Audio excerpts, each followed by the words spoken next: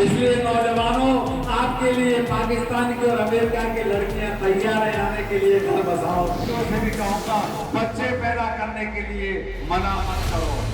संवैधानिक पद पर बैठे हुए इंसान इस तरह की बात करे तो बड़ा अजीब सा महसूस होता है कि मंत्री जी के ताल्लुकात मुख्यमंत्री से अच्छे नहीं हैं। लोग देश को बदनाम करने की साजिश रच रहे हैं। ये देश की सबसे बड़ी और सुसंस्कृत पार्टी के नेता ही नहीं बल्कि योगी सरकार में मंत्री हैं। नाम है ठाकुर रघुराज सिंह। मंच मिला, हाथ में माइक पकड़ा, सामने भीड़ देखी तो जुबान ऐसी बहकी कि देश की बढ़ती आबादी की चिंता तो छोड़िए, खुलेआम युवतियों से एलानिया कह रहे हैं बच्चे पैदा करने से मना मत करना, वो बच्चे पैदा करो। बच्चों से भी कहूँगा, बच्चे पैदा करने के लिए मना मत करो, क्योंकि समाज में इज्जत उसी की है जिस पे लाठी है, और जिसकी लाठी नहीं है उसे कोई पूछने वाला नहीं है। जरूर पड़ोस से अड़ोस से मांगते रहना, भीख भी देता उसी को है जो सबल होता है, नहीं तो भीख भी नहीं देते लोग। मैं बताना चाहता हूँ आपको। ठाकुर साहब यही नहीं रुके, युवतियों के लिए ज्यादा से ज्यादा बच्चे पैदा करने का संदेश दिया तो युवाओं के लिए पाकिस्तानी और अमेरिकी लड़कियों से विवाह करने का आदेश सुना दिया। ऑफर ये भी जोड़ दिया कि बारात में वो खुद आएंगे। में चले जाओ, इंग्लैंड में चले जाओ, 2.5 साल की शादी होती है। पाकिस्तान में चले जाओ, 2 साल की शादी होती है।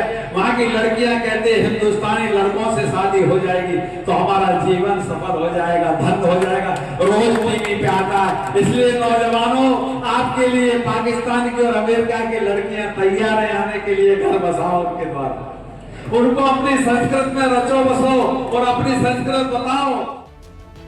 मंच की बात होती तो मंत्री जी कहते बोलते बोलते बोल गए, लेकिन यहाँ तो मंच से नीचे आकर भी अपने बयानों की व्याख्या कर रहे हैं ठाकुर रघुराज सिंह।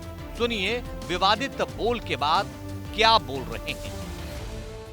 उनको उनकी जवानी लूट ली जाती है। 2.5 साल, 3 साल, 5 साल, 4 शादी, 5 शादी, 6 शादी कर लेते हैं और उसके बाद उनको 2.5 साल, 5 साल और उनका तो एग्रीमेंट है। शादी कोई बंधन नहीं है, गठबंधन नहीं है, वहाँ पर इकरारनामा है, एग्रीमेंट है।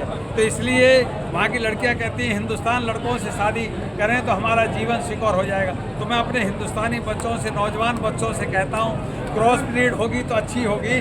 पाकिस्तानी लड़की अगर आपको चाहती हैं तो आप शादी करिए मौज बारात में। आप ये लोकशाही है, लोकशाही में सिर गिने जाते हैं, काले सिर गिने जाते हैं, चाहे लोकसभा में हो, चाहे विधानसभा में हो, चाहे जिला पंचायत। आपकी संख्या भारी होगी तो आप भारी तादाद से होंगे, इसलिए मैंने कहा है अपनी समाज से। योगी सरकार के एक मंत्री की जुबान से ऐसे विवादित बोल के बाद सियासी और सामाजिक गलियारों में बवाल मचा है। पूर्व सांसद और अखिलेश के नेता एसटी हसन का कहना है कि हैरानी होती है कि संवैधानिक पद पर बैठा हुआ व्यक्ति ऐसा बयान दे रहा है जबकि पूरे देश को अपनी बढ़ती हुई जनसंख्या की चिंता है। ये भाजपा के एजेंडे पर वोटों के ध्रुवीकरण के लिए हिंदू और मुसलमानों को बांटने की कोशिश कर रहे हैं। इनकी जुबान को कोई रोकने वाला नहीं है।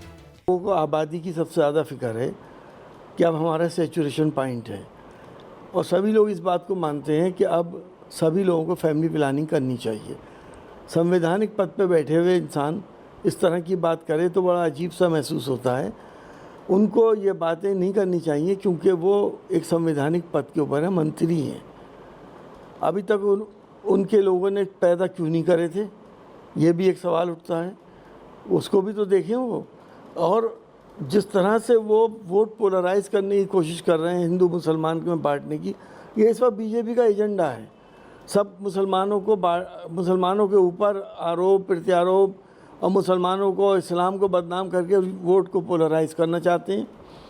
तो उनकी तो ज़बान है, कुछ भी कह दें, उनकी हुकूमत है, उनसे कोई कहने वाला नहीं है। अब वो ये कह रहे हैं कि सराय नहीं है, तो क्या हिंदुस्तान की किसी की एक कौम की जागीर है? हिंदुस्तान के तो सभी नागरिक हैं, हिंदू, मुसलमान, सिख, ईसाई। इधर भारतीय सूफी फाउंडेशन के अध्यक्ष सूफी कशिश वारसी ने अलग ही अंदाज में मंत्री रघुराज सिंह को घेरा है, ये कहते हुए कि विदेशी ताकतों के इशारों पर देश को कमजोर करने की साजिश रच रहे हैं। ऐसे व्यक्ति को मंत्री पद से तुरंत हटा देना चाहिए। ऐसा लगता है कि मंत्री जी के ताल्लुकात मुख्यमंत्री से अच्छे नहीं हैं। वो प्रदेश सरकार को बदनाम करने की कोई नाकाम साजिश रच रहे हैं। अभी मुख्यमंत्री का बड़ा सख्त बयान आया है और उन्होंने कहा है कि इस तरह के बयानों के खिलाफ वो कार्रवाई करेंगे और बहुत सख्ती से उन्होंने कहा कि प्रदेश के माहौल को हम ख़राब नहीं होने देंगे। तो मुझे तो ऐसा लगता है कि ये कहीं ना कहीं किसी ऐसे संगठन से मिले हुए हैं जो प्रदेश का माहौल ख़राब करना चाहता है। मंत्री जी की जांच होनी चाहिए और मुख्यमंत्री जी को इनके ऊपर संज्ञान लेना चाहिए कि मुख्यमंत्रियों के आदेश का पालन ना करके उनके खिलाफ चल रहा है। बयान मुझे ऐसा लगता है कि कहीं ना कहीं जो लोग देश को बदनाम करने की साजिश रच रहे हैं, चाहे वो पश्चिमी मीडिया हो या विदेशी मुल्क हो या यहाँ पर जो संगठन इस तरह के काम कर रहे हैं जो देश का माहौल ख़राब करना चाहते हैं, उनके इशारे पर ये बयान दिया गया है। मतलब विदेशी ताकतों के इशारे पर। बिल्कुल बिल्कुल बिल्कुल बिल्कुल एक मंत्री पद पर बैठा हुआ इंसान इस तरह के बेहुदा बयान नहीं दे सकता।